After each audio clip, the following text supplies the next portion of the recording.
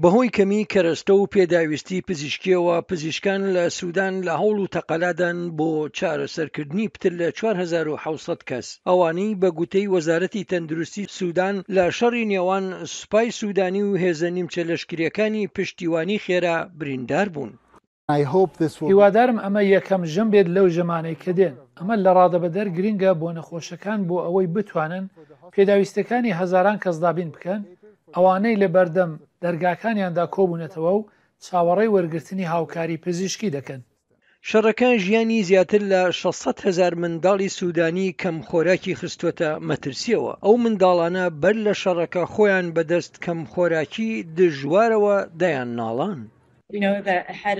ئێمە دەزانین پێش ئەم قەیرانە زیاتر لە 15 ملیۆن کەس پێویستیان بە هاوکاری مرۆیی هەبوو کە 8 ملیۆنیان منداڵ بوون. هەموو بەردومانەکانی ئاسمانی، هێرشەکان بۆ سەردامەزراوەکان، هێرشەکان بۆ سەر ژێرخانی تۆڕی ئاو لە ناوبردننی ڤاکسینە گرنگەکان، ئەو ژمارەیە بەرەو هەڵکشان دەبات. سوودانیەکان ئەوانەی خاوەنی دوو ڕەگەزنامەن ڕویان لە پۆرت سوودان کردووە بە هیوای ئەوەی بگوێزێنەوە بۆ دەرەوەی وڵات. ئەگەر پاسپۆرتی بیانیت هەبێت یان هەر شتێکە لە ڕاستیدا دەرفەتی دەرچوونت لە سوودان بۆ بڕەخسێنێت ئەو دەرفەتە دەقۆزیتەوە، هەر بۆیە هەمووان لێرە ئەو پەڕی هەوڵی خۆیان دەدەن بۆ ئەوەی لە سوودان دەربچن. زۆرێک لە ئاوارەکانی ناوخۆ بۆ شوێنی داڵدەدان و خواردن دەبێت پشت بە بەخشندەیی کەسانی نەناسراو ببەستن. نەحمەد جەبەل سەید حەسەن دانیشتووی وادی حەلفا لە نزیک سنووری میسر نان بۆ ئاوارەکان دروست دەکات. دەرگامان کراوەیە و پێشوازی لە هەر میوانێک دەکەین کە هەڕوومان تێدەکات.